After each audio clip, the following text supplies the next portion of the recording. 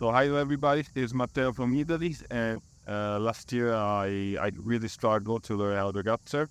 It took me like 5 to 6 months of like intensive work, and so I managed to gather some tips that I haven't seen a lot online, and also because of the lack of information and not so many videos online about this. So I hope these tips help somebody, at least somebody out there, and so this is my way of how to do a gut surf. So in the video, I'll divide the 3 main topics that are gonna be spin, how to create it, and ways to train it. Okay, we need to create an anti-clockwise spin. It's pretty difficult to do because the distance we need to cover is a lot more horizontal because we're 2 meters away from the net.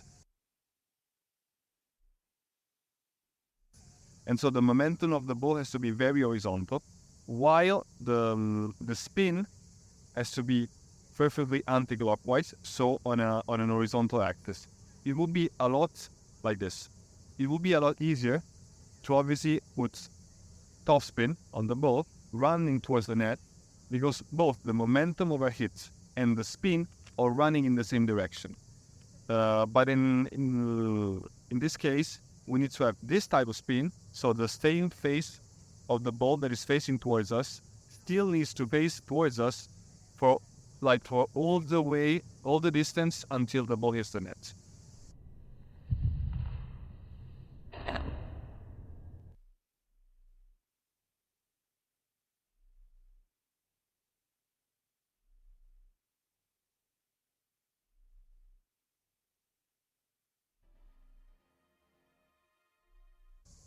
So this line is the line that carries the most amount of angular velocity, because if we had to approximate, the 2 points that are in contact with the axis, where the axis goes through the ball, have 0 angular velocity. So here and on the other side. And here is where the maximum is. So the net is obviously an horizontal plane, and we want the ball to hit the net just where our line of maximum angular velocity is. So we want the ball to hit like this. So if we get like a fake cut surf where the spin looks something like this, what part of the ball contacts the net? This is the net, so about here. So very close to the point that has 0 angular velocity. So instead we want the equator of the ball that is actually vertical in this case. We want the equator of the ball to hit the net. So like this. And this is what will create jump.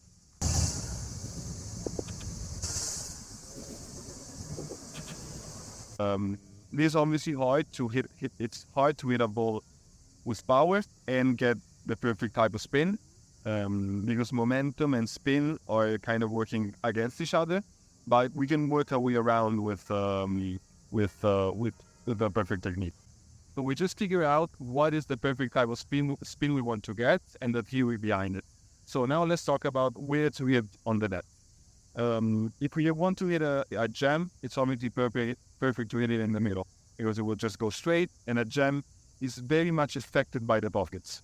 If you want to hit a cut or reverse, we are obviously looking for the left side and right side of the net. So that are usually both pockets. So when the ball bounces on the net, it creates 2 slopes. If the ball bounces in the middle, the 2 slopes created are not very steep. So the ball doesn't really get affected too much. If we start aiming for the 2 perfect pockets, for cut and reverse, we're looking at a much steeper angle of the slope. And so with the perfect type of spin, we're looking to cancel the effect of this slope that pushes the ball more towards the center and the right. So if you want to hit a cut on this pocket, the steepness of the net and the angle is a lot. So we want the perfect type of spin that it's able to carry a ball and climb through this steep angle of the net. So it's only with a perfect cut surf that we can hit this pocket on the net and not get the ball affected by the pocket. So not have the ball be returned to the middle, but actually carry its spin not only to climb the pocket, but gets also more towards the left side.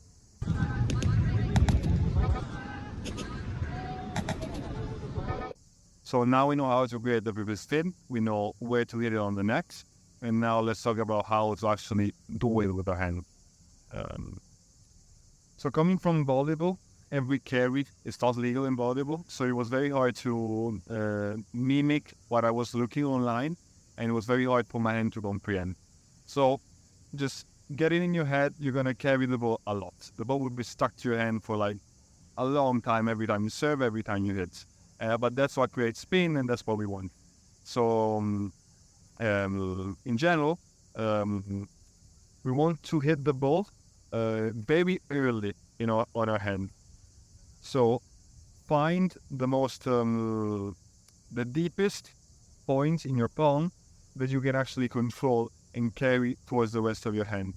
I've hit many serves that were like here on my wrist and I couldn't control them, but find that sweet spot and use the whole surface of your hand as much as you can. People that have bigger hands are obviously at an advantage because they have more surface to roll and grab and make the ball spin. So this is the ball. This will be your hand. That will be the set. I'm trying to brush the ball about on the top because we still have to push it down towards the net. And so let's try and hit it very early on our palm. This is the area that corresponds to the first point of contact, so the brushing and the push that is pushing the ball towards the net. So once we start with the push, we want to, as soon as we can, we want to wrap our hand around and curl our fingers, okay, like this, and try to actually clamp it and block it. So once we start brushing, we create this type of spin. Then we want to go over the line, so on the other side of the ball.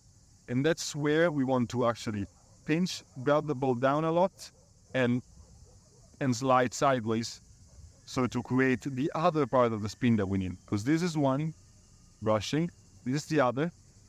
I use mainly 3 fingers, but you can use whatever you want. You can use the bottom 3, you can use 1.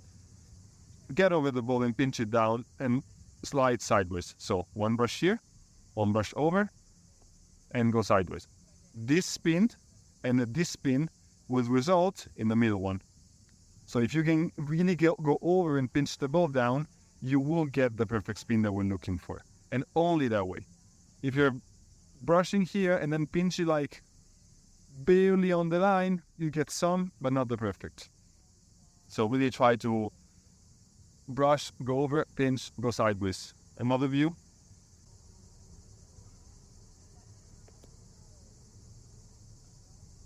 Really get your fingers deep into the ball before brushing away. And while doing it, try to always push the ball down. A side view. From hitting from here to the set. I'm brushing the ball here. As soon as I get my fingers over. I pinch over the line. And I slide sideways.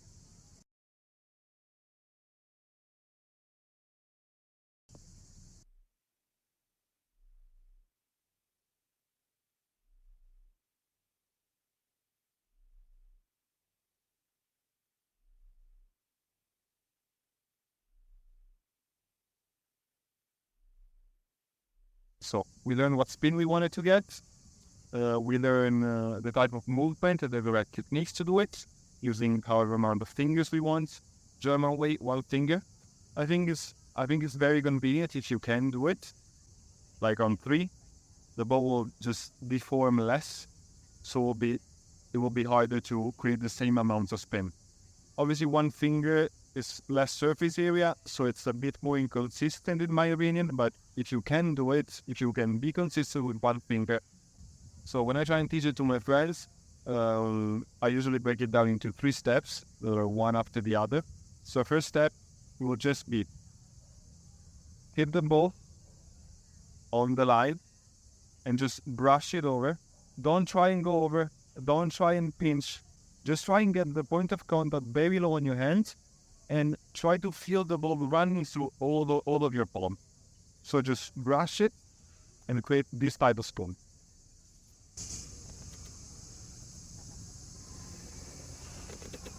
So with this type of spin, the ball should not jump, or barely, because the line of the most angular velocity is almost no contact from the net, because this is the axis that the ball is spinning around. You can see that the ball has a lot of spin, but it's not the correct one, so it still goes basically straight.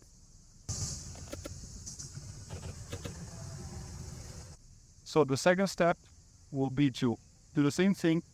So think about the hand contact. Think about brushing all the way through the hand. Don't think about going over yet. Now we will add a little bit of the pinch. So we will curl our fingers, something like this, and try and block the ball on the sides and create a little bit more spin. But still, let's not focus on going over. So let's try and keep the axis vertical. That is the wrong axis. But this is still the second step, so we didn't get all the way there yet. So we do the same thing, but instead of letting it brush on our hand, we pinch at the end, and we get a little bit more spin by getting deeper into the ball with our finger.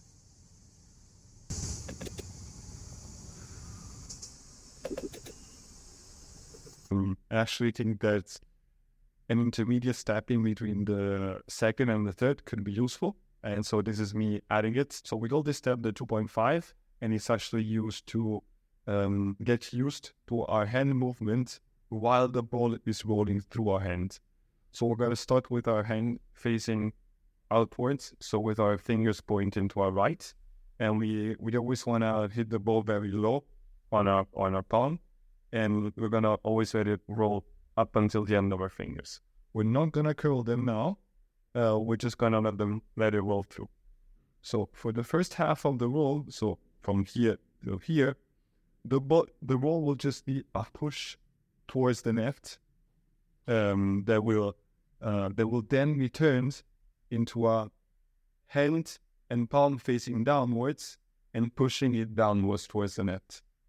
And the ball will actually leave from the middle of our hand, so from our middle finger. So it will look something like this. As soon as we start the ball rolling in our hand, we want to turn it around and just push it down and feel the full roll into all of our fingers. You have to be very quick, because as soon as the ball starts rolling, it'll be very easy to let it slide out into our right, but we actually want it to leave our hand from the middle. And this is very problematic to actually understand why we want to reach over with our finger and actually touch it all the way until the end with the last phalanx of our fingers, because this is the first phase of turning that axis from a vertical axis of rotation to an horizontal one. Because if we manage to actually get over the ball and push it down, we start turning the axis from vertical to horizontal.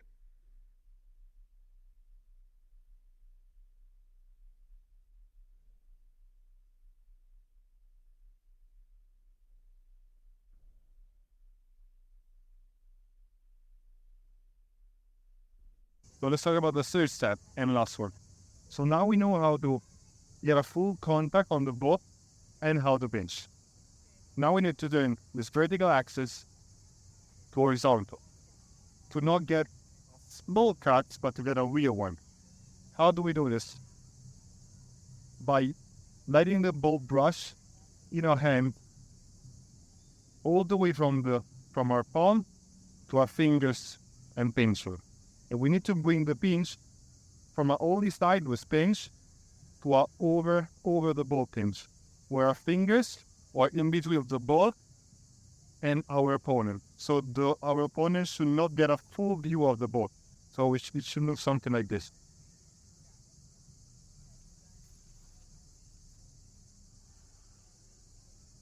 So let's try and create the perfect spin. So let's try and brush with our palm and go over with our fingers and pinch. It will be a very long roll and slow contact.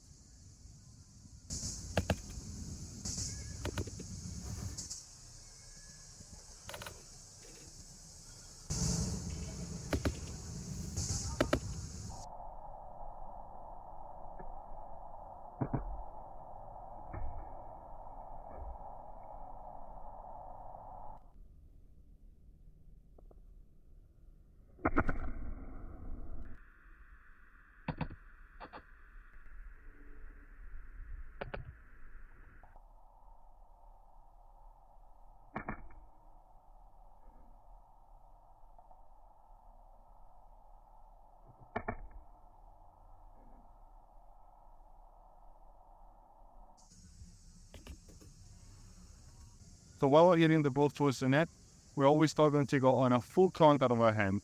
I usually tell my friend to get like a full roll of your whole palm.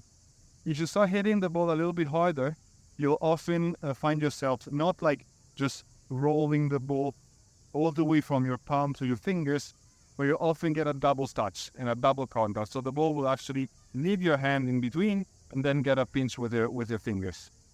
This is the representation of the roll and the 3 fingers in my case that are pinching the ball sideways. And so double contact is perfectly fine. I think it's more helpful to get used to a full contact before getting slower, and then you can swing harder and maybe get some double contact.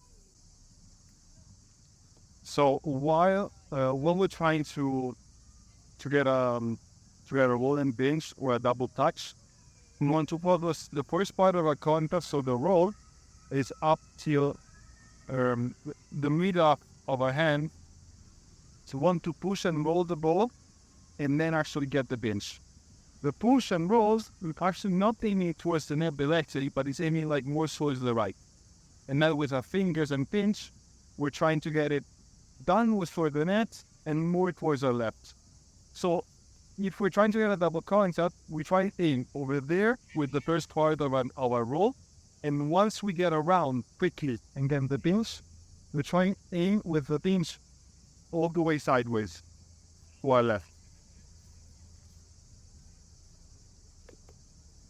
So really try and push it out and grab it in towards your left leg almost.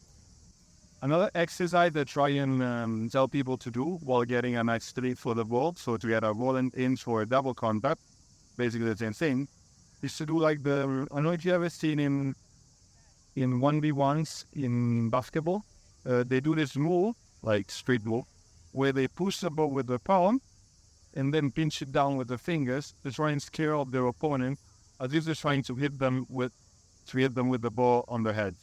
So usually the opponent gets like scared, and then you can just go to the point to him. So it looks something like this.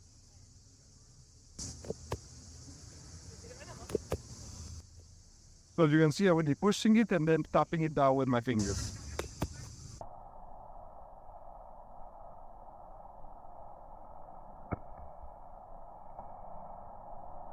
So how do we train this? We still want to get a full contact on our hand, and let's do it in a way that we don't need to just run after the balls every time. So let's get our palm facing downwards. Let's just let the ball roll down like a slope towards the ground, and let's just pinch it up with the last phalanx of our fingers, and then just pinch it up and try to do like a slide into a upwards roll.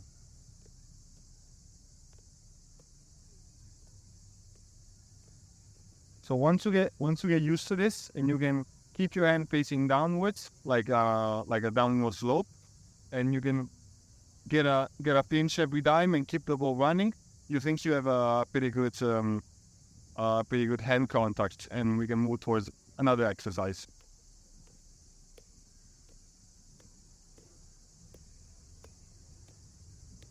So good contact, just like the second phase of the 3 steps of how to do a cut, but now the ball is still spinning on the wrong axis.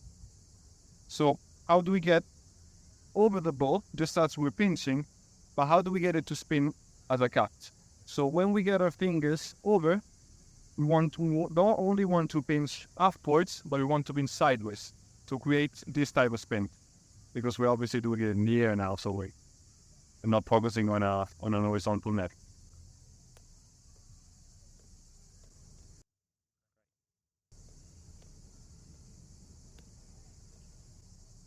So another thing I usually do is, I guess, to get a nicer hand feel, just like the one before, like this. I usually find the wall, and I bounce it towards the wall, and I keep my hand like this. So with either still in a like upwards, downwards, whatever you want to call this, but with this angle.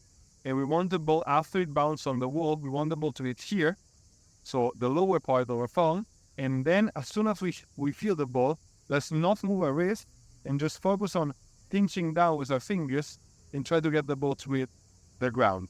So we get used to double touch, and as soon as we feel the ball in the bottom part of our hand, we get used to going forward and tapping it down. So something like this. So if I had to give my last couple of advice, it would be train slowly, get your hand contact right. Don't try to hit the ball hard. You will get eventually. I didn't get there yet. And I often train while sitting down, like at a chair.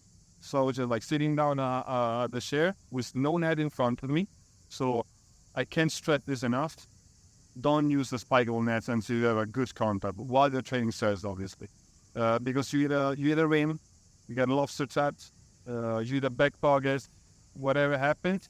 And even if you have like a great feeling in your hand, you don't know what happened to the ball. And if you have good spin, because something weird happened to the ball. So just train with against the wall. So ground, floor, and wall, and see what's happening to the ball, because the ball will spin also on the ground if you're getting the right type of spin. So start slow, focus on your hand, get the perfect contact, and don't use the net. Once you feel the ball running through your hand and you feel it nice, and you see the ball spinning on the ground, and obviously you have a wall that will bounce the ball to you, so you get many more touches. Then you start getting a net and practicing hitting the right lane. So thanks for watching. I hope this helps at least somebody out there. It took me a long time to learn, and it was very frustrating not getting the proper technique down. I had to feel myself and record myself a lot because I thought I had the correct spin, but then every time I watched a slow-mo, it was totally incorrect. So film yourself, compare yourself, and you'll get there. Start feeling the ball, start wrapping over it, and the spin will come. Let me know if this was useful. Let me know if you liked it, and if you want other videos. I think I started an Instagram page just documenting my journey and my love around it. And so hopefully you'll see more videos anyway, even if you didn't like it. And but let me know, and see you next time.